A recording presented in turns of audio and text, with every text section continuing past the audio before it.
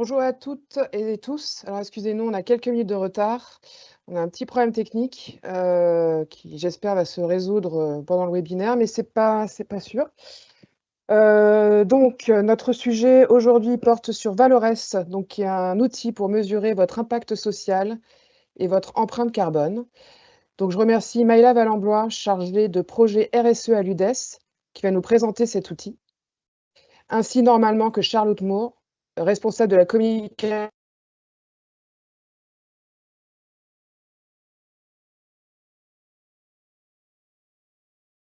Il est là le problème technique. Nous allons voir. Donc au préalable, les quelques règles d'usage. Donc comme d'habitude, le webinaire est enregistré, et il sera, envoyé avec le support de Maïla à tous les inscrits à ce webinaire, donc directement dans vos boîtes mail.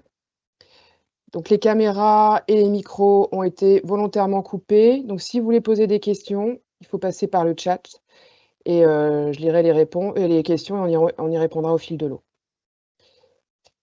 Alors, comme vous le savez, la transition écologique et environnementale, est le sujet dont s'empare l'ensemble des parties prenantes de notre société et également celle à l'échelle mondiale. Donc, en effet, l'accord de Paris sur le climat, qui est un traité international signé par presque l'ensemble des États en 2016, porte sur l'atténuation et l'adaptation au changement climatique. Donc, une résolution de l'ONU a demandé à l'Union européenne de fixer la neutralité carbone à horizon 2050 comme objectif à long terme. Donc cette résolution appelle aussi à augmenter l'objectif de réduction des émissions carbone à 55 d'ici 2030.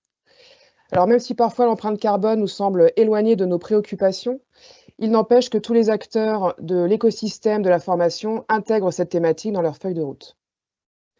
Alors côté Synovdes, cette thématique a été, traitée, lors de notre colloque mené, conjointement avec la Fédération des UROF et donc le Synovdes. Donc il y a toute une matinée qui a été dédiée à la transition, écologique avec un nombre, d'intervenants experts et côté Synovdes, on a monté, il y a quelques mois, avant l'été je crois, un groupe de travail, donc spécifiquement sur le bilan carbone, qui est certes une petite partie de la transition écologique, mais qui en revanche impacte d'ores et déjà certaines de vos organisations. Alors en effet, l'obligation de fournir un bilan carbone apparaît dans certains cahiers des charges et notamment ceux de France Travail. Donc au vu de la réglementation, il devrait devenir un élément figurant dans toute la commande publique.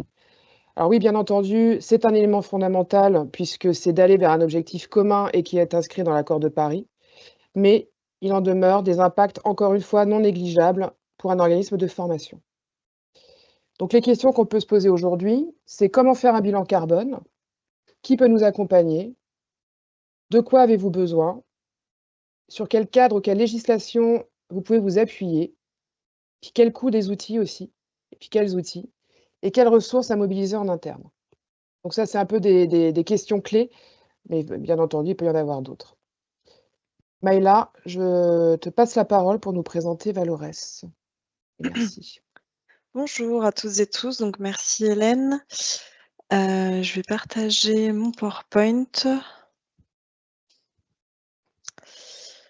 On le voit. Super. Donc bonjour à toutes et tous. Donc moi c'est Maëla Valamblois, donc je suis chargée de projet RSE à l'UDES, donc l'Union des employeurs de l'économie sociale et solidaire. Rapidement, avant de vous parler de l'outil, pour l'UDES, si vous ne connaissez pas forcément, on est donc le syndicat représentant les employeurs de l'économie sociale et solidaire, et donc on va représenter des secteurs assez divers, et donc le Synovdes et Exopé font partie de nos adhérents. Au niveau de nos missions principales, elles vont être de fédérer, représenter et négocier au nom des employeurs de l'économie sociale et solidaire. Et nos champs d'intervention vont en relever finalement de la responsabilité employeur, que ce soit sur les sujets d'emploi, de formation, de protection sociale, dialogue social et développement économique. Et en parallèle de nos missions, on va dire, premières, on a également développé un outil qui s'appelle Valores et que je vais vous présenter aujourd'hui pour accompagner finalement les employeurs de l'ESS. Donc ce que je vous propose ce matin, c'est que on parle donc en premier lieu de comptabilité carbone et que je vous présente le calculateur carbone qu'on a développé. Ensuite, qu'on parle des décryptages de notions de RSE et de mesures d'impact social. Et finalement, que je vous présente également la partie mesures d'impact social de l'outil Valores. Et enfin, on aura un temps d'échange ensemble. Sur la comptabilité carbone, si on se pose la question de pourquoi finalement, donc Hélène l'a déjà un peu évoqué, mais pourquoi on compte le carbone finalement? Bien sûr, dans les objectifs principaux, l'idée c'est de limiter ses impacts sur le changement climatique. Ça peut être aussi d'anticiper les impacts économiques et sociaux de la raréfaction des énergies fossiles et donc l'augmentation des coûts qui s'en emparent. Également anticiper les freins qui ciblent les activités carbonées. Finalement, enfin, on parle de coût de l'inaction. En fait, en n'agissant pas sur l'économie, enfin sur la réduction d'émissions carbone, finalement, ça peut nous coûter plus cher à la fin. Également, pour la comptabilité carbone, nous, en tout cas, on a développé l'outil Valores pour également permettre aux structures de l'ESS de monter en compétence sur ces enjeux. Parce que comme Hélène l'a très bien dit en introduction, il y a des accords qui ont été fixés par l'État. Et de toute façon, même si aujourd'hui, toutes les structures de l'ESS ne sont pas forcément concernées par des réglementations, demain, elles le seront au bout d'un moment. Parce que ça va être quelque chose qui va devenir obligatoire. Et c'est pour ça aussi qu'on a conçu cet outil. L'idée, c'est aussi de permettre aux structures de s'initier pour monter en compétence sur ces enjeux. Et avoir une stratégie de réduction bas carbone, ça va être un projet qui va être lié aussi directement à la stratégie de la structure, mais ça va être un projet qui va être mené donc forcément en interne, mais aussi qui va avoir des répercussions sur l'externe, par exemple avec nos fournisseurs, avec nos clients, etc.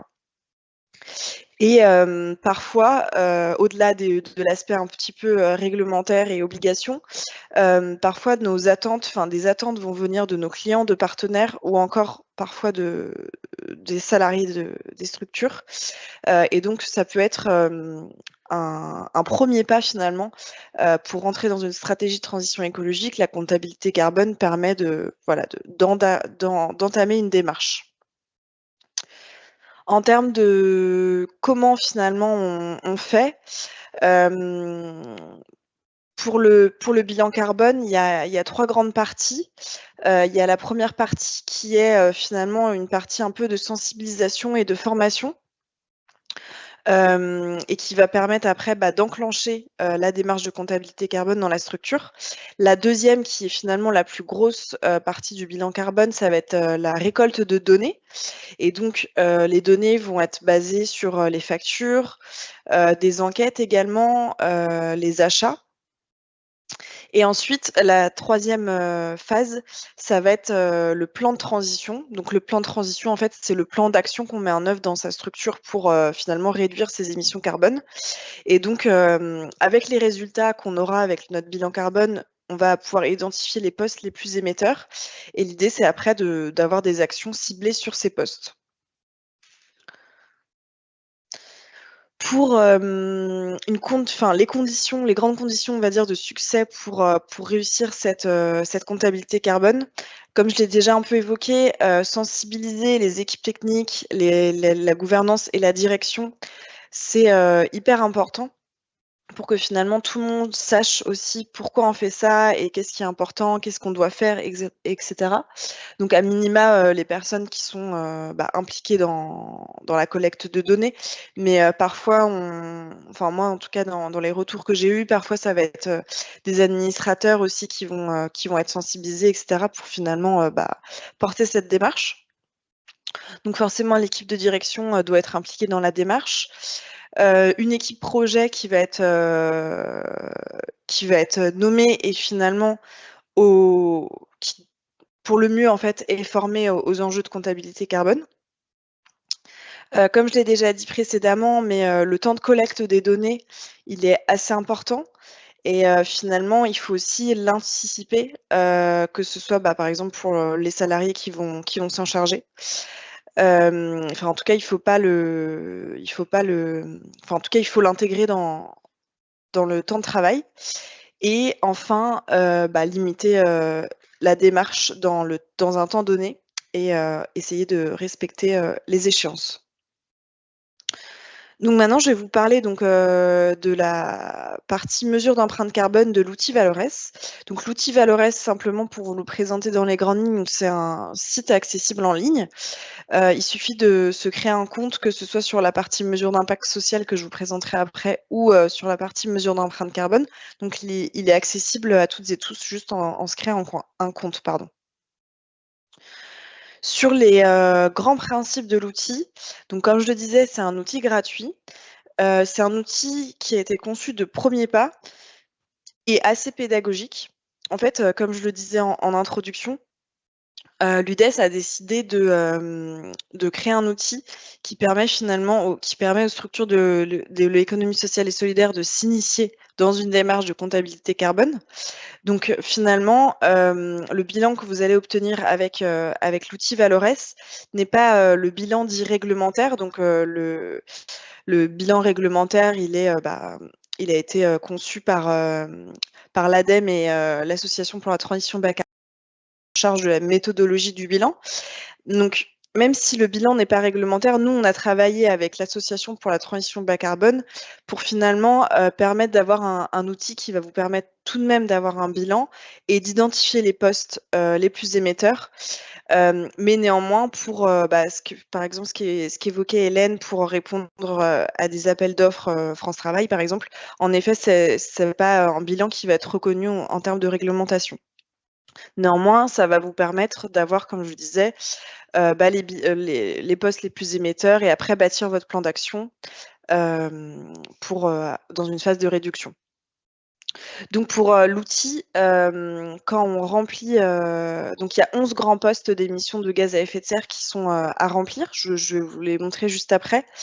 Et pour ces 11 grands postes, il y a 2 approches qui sont proposées. Une approche une étoile qui là est vraiment un stade d'initiation. Donc en fait, ça va être essentiellement des données monétaires qui vont être à remplir. Et la partie de 2 étoiles, où là, on va rentrer des données un peu plus détaillées. Donc ça va être surtout lié à la consommation réelle. Par exemple, je vous expliquerai après avec le poste énergie, je vous montrerai la différence. Mais en tout cas, on va aller dans la consommation réelle et donc le bilan à la fin va être plus précis et plus proche de la réalité. En sachant que, nous, en tout cas, de ce qu'on voit dans les premiers utilisateurs, pour la plupart, pour leur premier bilan, ils ont décidé de faire le niveau 1 étoile pour finalement quand même avoir déjà une idée de leur consommation carbone liée à leur activité. Et dans leur plan d'action, une des actions va être de passer au niveau 2 étoiles pour l'année d'après. Parce que forcément, comme vous vous en doutez, je pense, entre le niveau 1 étoile et le niveau 2 étoiles, le temps de remplissage des données est plus important. Une fois qu'on a rempli l'ensemble des données, une fiche téléchargeable qui synthétise les émissions va être accessible, donc une fiche en PDF. Également, on a proposé à travers l'outil donc une partie ressources et notamment des fiches pratiques. 11 fiches pratiques donc liées aux 11 postes d'émission.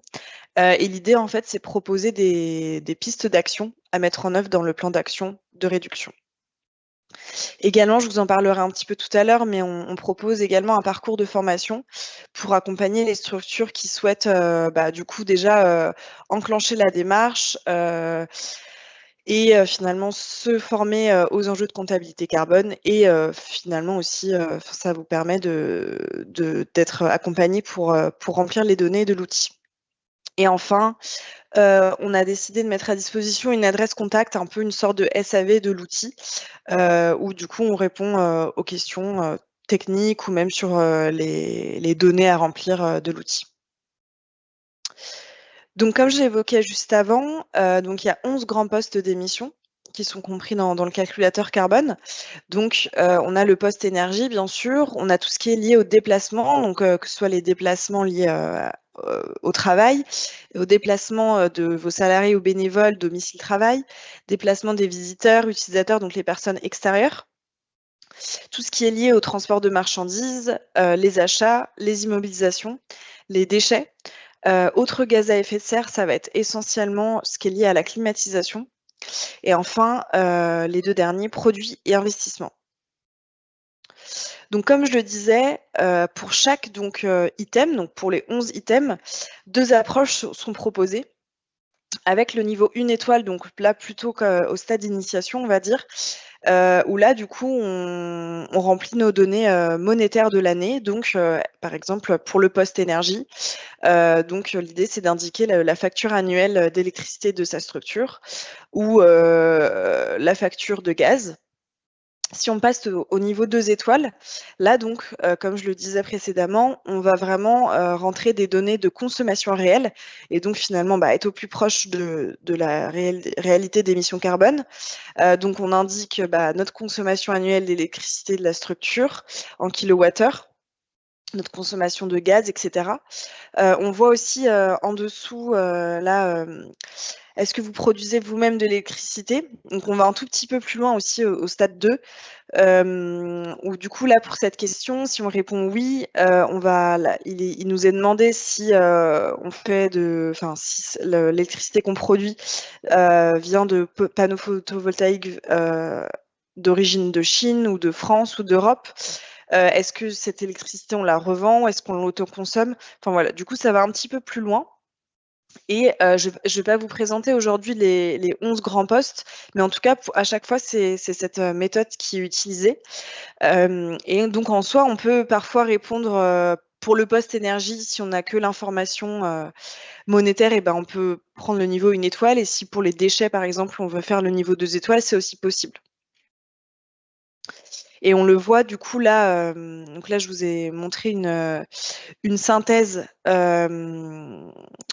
un exemple de synthèse, et on voit avec cette synthèse finalement quand est-ce qu'on a rempli le niveau 1 étoile ou le niveau 2 étoiles.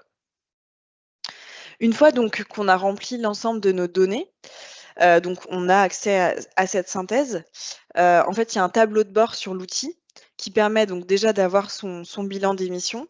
Il y a une partie comparatif avec les objectifs fixés par la stratégie nationale bas carbone, donc ce qu'a évoqué Hélène en introduction.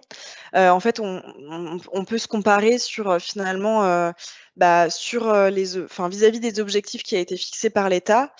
Aujourd'hui, je suis par exemple je consomme 104 tonnes, 134 tonnes de CO2, et si je veux répondre aux objectifs de la stratégie nationale bas carbone, il faudrait qu'en 2030 je sois à 104 tonnes par exemple. Donc voilà, ça permet en fait de se comparer et de se dire voilà quels sont mes objectifs et comment après j'agis. Une partie ressources et une partie finalement sur comment construire son plan d'action. Et enfin voilà, l'idée c'est une fois qu'on a compté nos émissions carbone, bien sûr, l'objectif après c'est de bâtir un plan d'action. Maïla, Oui. il y a une remarque. Est-ce que tu peux apporter des précisions sur le volet investissement dans la slide d'avant, s'il te plaît? Alors là, je pourrais Ça pas. renvoie à quoi comme, En fait, c'est tout ce qui est lié à comment vous gérez votre argent avec votre banque. Enfin, vers où l'argent que vous avez, dans votre banque, la trésorerie, vers quel investissement il est tourné? OK. Du coup, c'est des infos qu'on n'a pas forcément tout de suite, ou enfin, c'est un peu des infos, à chercher. Mais voilà, ou si par exemple on a des actions dans des entreprises et cetera. Donc c'est plus, lié à la finance. OK. Et j'en ai une autre. Prenez-vous en compte les émissions carbone lors de la fabrication des matériels? Ça va être surtout dans la partie achat, et produits. Donc là, j'ai malheureusement pas l'accès au poste, mais par contre, ce que je vous invite à faire, c'est que vu que l'outil il est, accessible assez facilement, souvent, les structures se créent un compte, et avec les postes, on peut voir, toutes les données qui sont demandées. Mais en effet, ouais, c'est intégré. Et un retour, d'une personne qui a je vois pas les noms, une personne qui a téléchargé vos fiches pratiques et qui sont, très, très bien pour une première sensibilisation. super. Bah, justement, je voulais. Il n'y a pas d'autres remarques? Non. Bah, du coup, je voulais vous présenter rapidement les fiches qu'on a développées. Donc, bah, merci pour votre retour. Donc, on a développé donc 11 fiches pratiques, donc sur les 11 postes d'émission. Et l'idée de ces fiches, en fait, finalement, il y a une partie contexte. Donc là, on revient sur quel scope du bilan carbone cela relève. On revient un peu sur le contexte de ces émissions carbone. Et ensuite, il y a des propositions d'action. On a repris cette idée de niveau 1 étoile ou 2 étoiles. Le niveau 1 étoile, donc finalement, qui sont des actions un peu plus basiques que les niveaux 2 étoiles. Donc par exemple, là sur la partie intrant achat, ça peut être dans notre plan d'action de privilégier les produits éco-conçus. Ou par exemple travailler sur allonger la durée de vie des produits, que ce soit par exemple, je sais pas, nos ordinateurs, les réparer au lieu d'en racheter des nouveaux. Enfin voilà. Donc l'idée c'est de vous proposer des actions qui sont bien sûr pas exhaustives. Enfin, il y a plein d'autres actions qui peuvent aussi mettre en œuvre, mais en tout cas c'était en effet une première étape de sensibilisation et quelques ressources pour aller plus loin en bas à droite, avec par exemple des idées d'aide qui existent sur le sujet ou d'autres ressources, notamment liées à ce que l'ADEME propose, mais pas que. Et enfin, donc comme je disais tout à l'heure, sur ces enjeux de comptabilité carbone, on va proposer un programme de formation pour les structures qui souhaitent être accompagnées.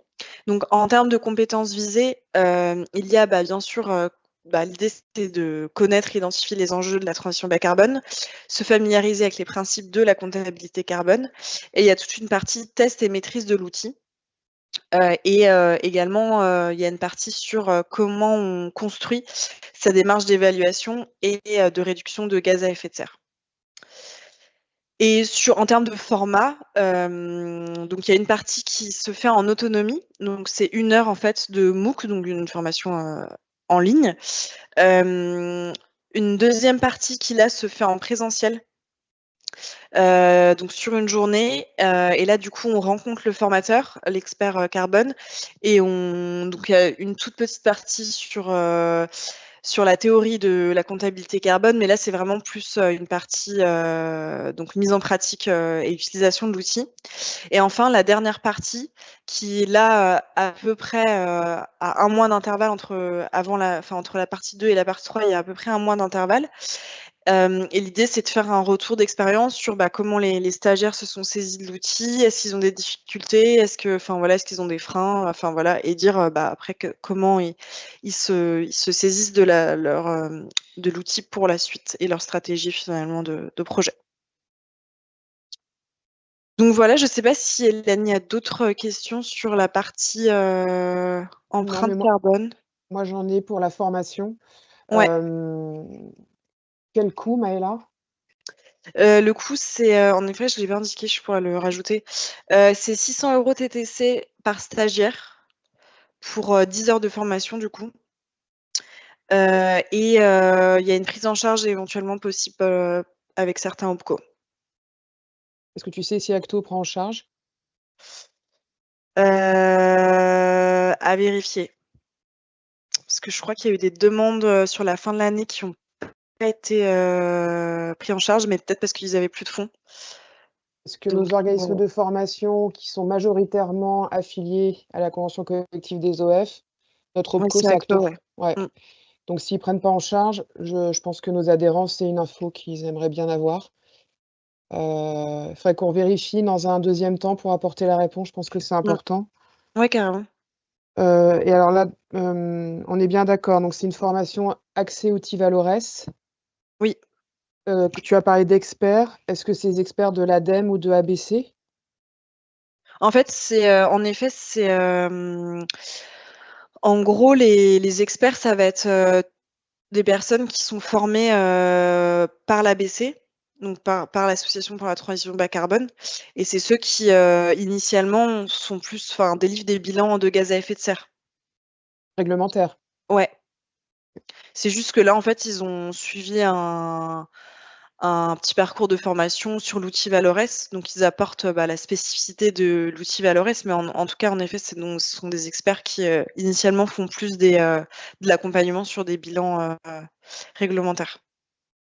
Alors ça me fait un pont dans ma tête, donc ces experts peuvent aussi former au bilan réglementaire? Oui, nous, on propose pas forcément aujourd'hui une formation sur ça. Mais je pense que enfin après ouais, je pense que ce serait possible de, en effet, envisager ça. OK. J'y reviendrai parce qu'on j'essaierai de faire on en a parlé Maëla, une conclusion entre Valores et ce qui aujourd'hui est, exigé dans le cadre de la commande publique pour les organismes de formation, Mmh mh. où il y a une petite, il y a quand même une différence là donc et comme tu l'as précisé, Valores est vraiment le premier pas, pour mesurer, un peu son empreinte carbone avec quand même un gros investissement au départ de collecte des données, hein. C'est un peu le nerf de Mmh. la guerre, hein, mais c'est ça qui prend le plus de temps. Toi, d'après toi, quand on rentre dans Valores, combien de temps ça prend? Ça dépend beaucoup du nombre de salariés et de si on a plusieurs sites. Mais si on prend, enfin là, des retours que j'ai eus, si on prend une petite structure de moins de 10 qui souhaite faire le niveau 1 étoile, ça va lui prendre peut-être 4 heures, enfin une demi-journée. Mais pour une petite structure. Après, si c'est une plus grosse structure d'environ 50 ETP et qui souhaite aller au niveau 2, là, ça serait plus 2 journées de travail. OK. Mais complètes, hein. Et en sachant que bien sûr, enfin, en fait, ça se fait au fur et à mesure. Enfin, il faut Mmh. aussi prendre le temps que ça, enfin, il faut aussi le conscientiser que ça prend, enfin, on le fait pas en 2 jours direct, on remplit toutes les données. Parce que déjà, il y a la partie collecte qui va parfois on a des informations qu'on n'a pas tout de suite, donc il faut aller, par exemple, je sais pas, contacter nos fournisseurs ou autres. Et au-delà de ça, il y a une partie enquête qui va être réalisée, par exemple, sur le poste domicile-travail. Comment nos salariés viennent au travail, on le sait pas forcément, donc l'idée, c'est de faire une enquête. Donc voilà, c'est pour ça, ça prend du temps, ça peut être quelque chose, un projet qui peut s'organiser sur 2-3 mois, voire un peu plus, quoi.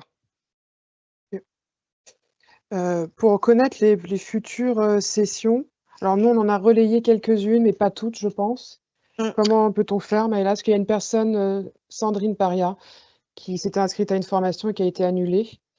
Du coup, là, Heu, on a pratiquement, enfin, on a pratiquement fini le calendrier 2025. OK. Donc il nous manque une date,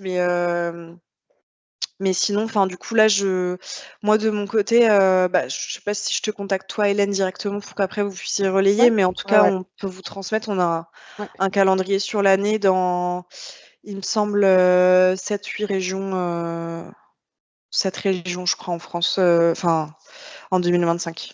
Tu penses le fournir quand? Là, aujourd'hui, enfin, ou demain, je pense. Bah, super. Alors, on mettra le calendrier dans le mail que vous allez tous recevoir avec le support et le replay. Comme ça, au Mmh, moins, ceux qui se sont inscrits à ce webinaire, vous aurez les infos et puis on la mettra dans une prochaine newsletter. Comme ça, tout le monde sera informé. ouais. Remarque de Cyril Ouvrard que je rejoins complètement. Valores n'est pas reconnu par les commanditaires de formation, donc par, les financeurs. Par exemple, France Travail. Avez-vous un outil reconnu par les commanditaires? Alors, dans le cadre du groupe de travail, bilan carbone qu'on est en train qu'on est on mène des travaux, effectivement, ce que demande France Travail aujourd'hui parce que alors moi j'essaie de dresser un état des lieux, hein, de tout ce qui, concerne la clause, carbone, dans les dispositifs de formation, donc dans les cahiers des charges, donc qui sont pas forcément les mêmes d'une région à une autre, même France Travail.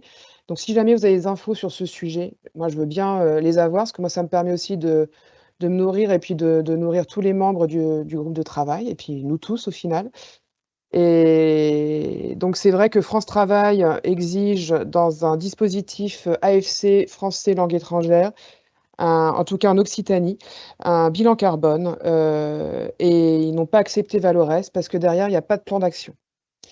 Donc il y a plusieurs solutions. On en a déjà parlé avec Maëla, soit l'outil Valores évolue, et donc propose un plan d'action. Ce qui est exigé quand même aujourd'hui par France Travail, c'est un bilan carbone réglementaire. Il ne faut pas se leurrer, tous les financeurs, a priori, vont quand même exiger ça.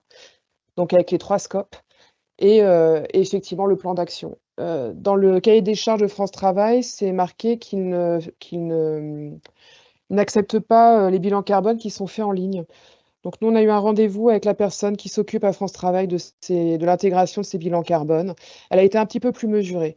Donc je pense qu'on est au début d'une démarche. France Travail a été le premier financeur, hein. Corinne Rodriguez, France Travail, le BEGES, Scope 1 en Grand Est. OK. Si vous avez l'extrait, je vous mets le mail dans je mets mon mail dans la conversation. Moi, je veux bien me l'envoyer parce qu'il faut les textes, en fait. Moi, ça me permet de les étudier et puis de monter un peu un panel de tout ce qui se passe. Autre question, est-ce que cette exigence alors attendez, je vois rien, hop. Excusez-moi, hein. Est-ce que cette exigence de bilan carbone va s'imposer à tous les OF, quelle que soit leur taille? Oui, oui, oui. A priori, oui, Mmh. absolument. Dès lors que vous avez répondu à un appel d'offres, que vous soyez, co-traitant ou mandataire, oui, oui. Ils veulent avoir l'ensemble de l'empreinte carbone de toutes les parties prenantes. Donc c'est un gros sujet, hein.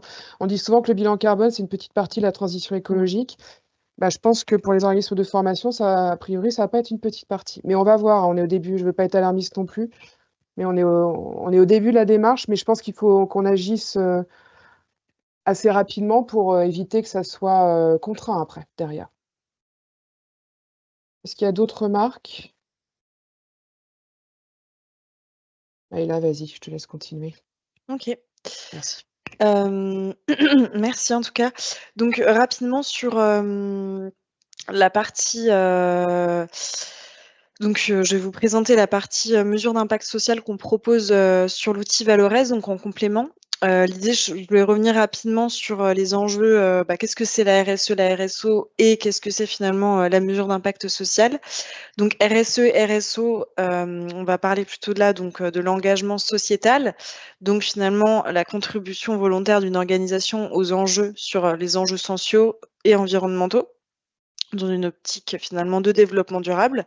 Donc l'idée, c'est d'améliorer ses pratiques, être en conformité, pardon, mieux communiquer par exemple avec notre marque employeur. Donc ça peut passer par, ça va souvent passer par un diagnostic des pratiques existantes, et on peut aller jusqu'à une démarche, de labellisation et donc finalement l'objectif, ça va être, plutôt un objectif, d'amélioration continue. En termes de mesures d'impact social, le Conseil supérieur de l'ESS l'a défini, donc l'impact social consiste sur l'ensemble des conséquences, donc que ce soit les évolutions, les inflexions, les changements et les ruptures des activités d'une organisation, tant sur la partie prenante externe, donc les bénéficiaires, les usagers, les clients, directs et indirects, sur son territoire et interne. Donc finalement, en fait, l'idée, c'est de, mesurer quel impact finalement social on va avoir, avec notre environnement, avec nos parties prenantes, que ce soit en interne ou en externe. Donc là, c'est plus sur, finalement lié, au pilotage des activités, la performance de nos actions. Il y a quand même une partie mobilisation des parties externes, et ça va permettre aussi finalement de rendre des comptes. Donc une étape préliminaire pour, mesurer notre impact social peut être de, travailler sur notre raison d'être, et donc de déterminer, les questions évaluatives et après définir des indicateurs et travailler sur finalement une collecte de données. Donc si on compare, les 2, donc en termes d'engagement sociétal, donc les objectifs vont plus être d'améliorer ses pratiques, valoriser ses pratiques. Alors que sur la mesure d'impact social, là, on va plus s'assurer que nos activités génèrent des impacts ou finalement, on va travailler aussi sur, une démarche de valorisation de notre impact. Pour le cadre d'évaluation, donc sur la RSE, RSO, donc là, ça va plus être sur des labels, des scores, des guides et cetera. Pour la mesure d'impact social, c'est plus une évaluation spécifique personnalisée pour chaque structure. En termes d'indicateurs, en termes de RSE, RSO, on va plus travailler sur des indicateurs de performance et de résultats, alors que la mesure d'impact social, donc il y a aussi la partie performance résultat, mais aussi impact, au sens large. Et sur la RSE, RSO, donc ça concerne toutes les organisations. Sur la mesure d'impact social, là, c'est plus des organisations qui ont finalement une finalité sociale.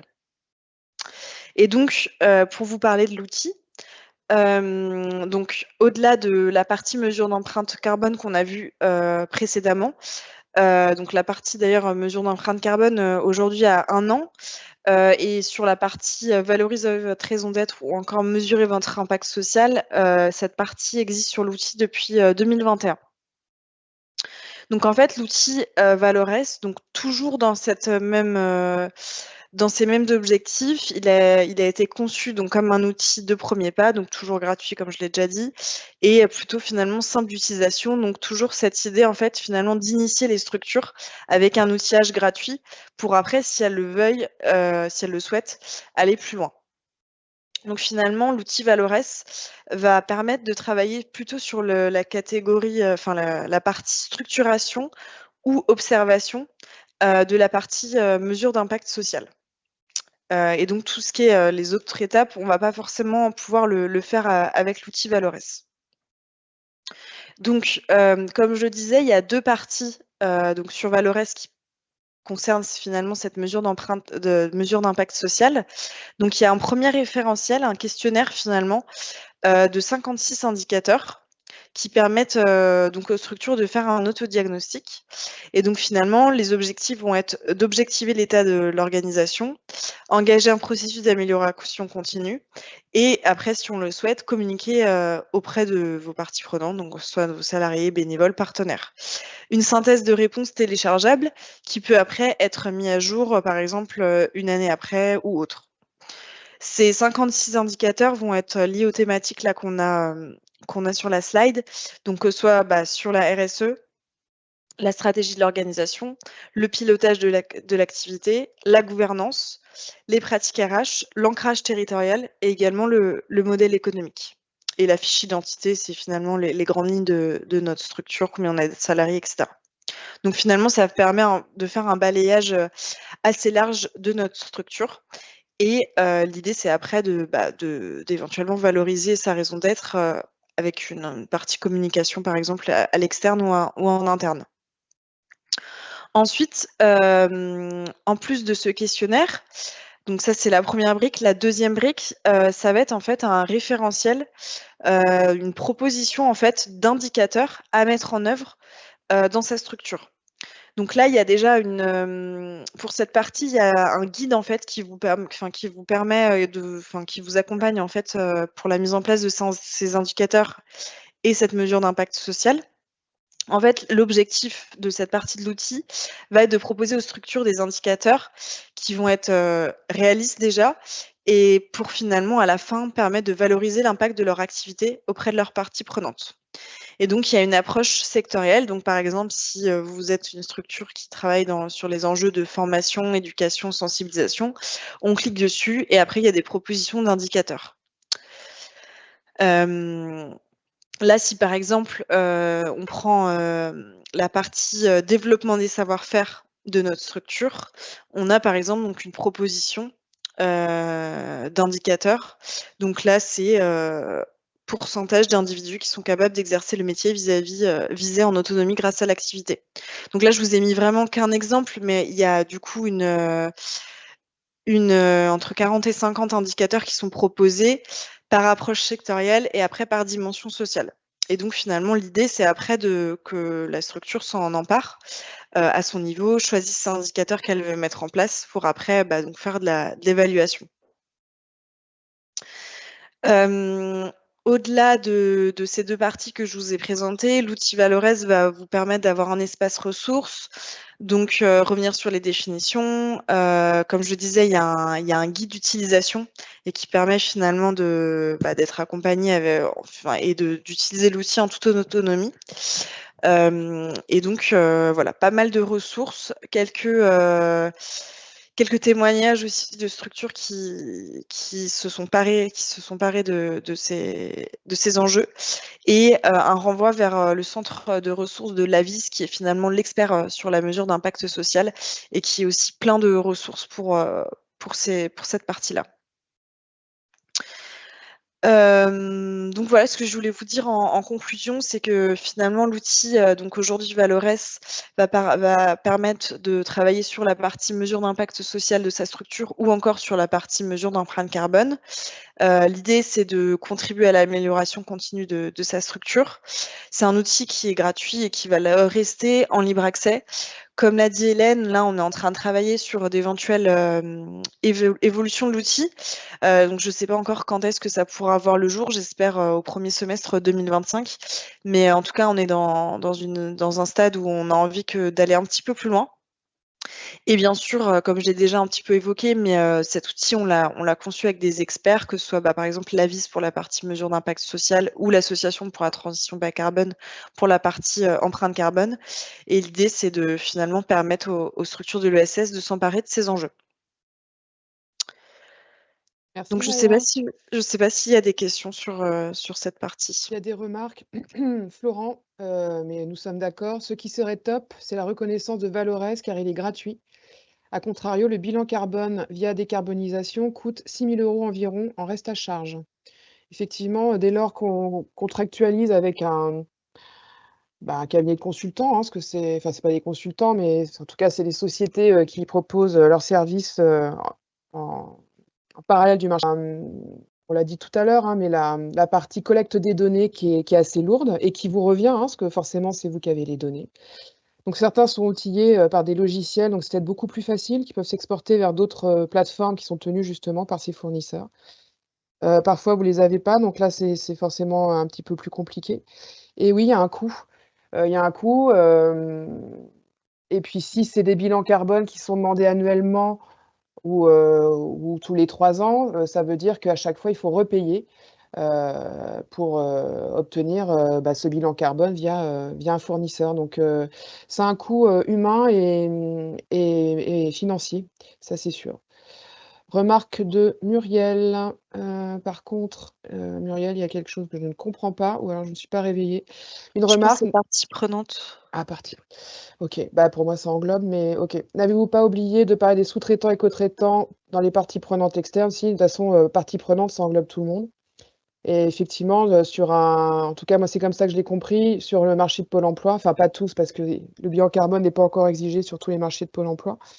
En tout cas, en Occitanie, c'est le cas. Je ne sais pas si Anne Fabre, tu es dans la salle pour éventuellement apporter ton témoignage par écrit. Mais c'est tout le monde qui doit fournir un bilan carbone. En tout cas, c'est le mandataire qui doit centraliser toutes les données. Florent, les outils Valores semblent pouvoir servir de base. Un rapport RSO pourrait-il évoluer vers sa génération directe par la plateforme? Je ne sais pas si j'ai compris la question. Euh, Tu la vois la donc, question, Maëla? oui, oui, c'est bon, ouais. Donc je ne sais pas si j'ai exactement compris, mais du coup, peut-être que votre question, c'est plus lié donc faire sa stratégie RSO via l'outil, si j'ai bien compris. Aujourd'hui, c'est pas forcément ce qu'on a prévu. Après, comme je le disais, là, on est sur une partie en fait audit de l'outil et on va voir comment il va évoluer, que ce soit sur la partie mesure d'impact social et sur la partie mesure d'empreinte carbone et à voir si on se saisit d'autres enjeux. Enfin voilà, on est vraiment en phase d'audit et il y a des groupes de travail qui vont être menés avec nos adhérents et les experts. Donc à voir, mais je noterai votre remarque en tout cas et pourquoi pas. Et ça va être la suivante. C'est vrai que forcément, ce bilan carbone, on a tout de suite pensé à Valores, en tout cas côté Synovdes. On a déjà eu des échanges avec Maëla. Et c'est vrai que si cet outil qui est quand même gratuit, qui est en adéquation avec nos valeurs, vu que tous les adhérents les adhérents qui sont au Synovdes et le Synovdes et à l'UDES, ça fait partie quand même de cette philosophie d'employeur engagé. Donc si on est cohérent, ça serait plus cohérent, pardon, de contractualiser, enfin c'est pas un contrat, mais en tout cas d'utiliser Valores. Pour autant, il faut qu'il réponde à la commande publique. S'il répond à côté, évidemment, ça ne sert à rien d'aller vers Valores. Et puis c'est aussi de ne pas forcément contractualiser avec des cabinets à côté où là c'est quand même une version, c'est une philosophie mercantile, hein, donc mais il y aurait peut-être pas le choix. En fait, nous, là, dans le cadre du groupe de travail, on est en train d'étudier toutes les possibilités. Alors attendez, Camille, quel est le temps estimé pour l'utilisation de l'outil en durée ponctuelle et en fréquence? Ça dépend de la taille de votre organisme de formation?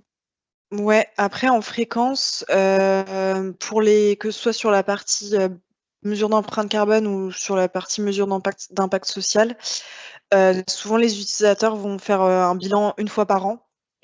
Après pour, remplir, l'outil et l'utiliser, ça dépend aussi si par exemple, la personne qui va s'en saisir est déjà formée à ces enjeux. Parce que si par exemple une personne n'est pas du tout formée sur les enjeux de comptabilité carbone, ça peut forcément prendre un peu plus de temps. Donc, ouais, je vous ai un peu donné tout à l'heure des ordres d'idées d'équivalent, enfin de temps de travail qui peut être alloué au remplissage de données sur le bilan carbone, mais ça dépend vraiment de qui remplit l'outil, est-ce que la personne a été formée, combien on a de salariés, si on a plusieurs sièges, etc. Et c'est souvent, des personnes en poste, comptabilité RH qui remplissent, ce bilan carbone? RH, tu me demandais? Ouais. Non, c'est plutôt compta? Un peu compta, pas mal quand même. Et après sinon ça va être, des salariés, enfin ça dépend des structures, mais à multiples casquettes et souvent ça va être, des élus CSE. OK. Ou des personnes qui sont sensibilisées et qui sont un peu le référent, transition éco dans la structure s'il y en a, enfin, un peu de Oui. manière non officielle quoi, mais ça va pas être lié à son poste forcément. Mmh. Ou des fois ça peut être, la direction, directement quoi. Oui, oui, ouais, bien sûr. Au témoignage de Florent, pour l'instant, nous n'avons pas besoin de faire de rapport RSO officiellement, mais ça viendra. Et en fait, raison d'être, plus impact Mmh. social, plus bilan carbone, Valorès, on est très proche d'une démarche RSO presque complète. Mmh mh. Avez-vous d'autres questions? Donc Charlotte Mouret, vous l'avez bien vu, ne nous rejoindra pas à cause d'un souci technique. Donc il y a 2 solutions, soit on enregistre son témoignage et on vous l'enverra. De toute façon, très sincèrement, je pense qu'il y aura d'autres webinaires, hein, sur le bilan carbone. Je pense qu'on vous tienne au courant de l'évolution, de ce qui se passe, au niveau des exigences des financeurs et puis même de notre positionnement. Donc vous le verrez, hein, mais je pense que ça ne sera pas inutile si, Valorès, évolue, nous évidemment, le Synopdes est positionné, hein, pour participer à ce groupe de travail, parce que pour nous, il y a vraiment un intérêt très, très fort. Si on y arrive, évidemment, on fera un petit point d'actualité aussi sur, l'évolution de l'outil. Est-ce que vous avez d'autres questions? Céline me dit non. Bon, bah, écoutez, merci à tous. Avant la fin de la semaine ou début de semaine prochaine, vous recevrez dans votre boîte mail, le calendrier, le replay, le support de Maëla et peut-être le témoignage de Charlotte. Merci à tous et à Merci, bientôt. bonne journée. Merci Maëla. Bonne journée à tous.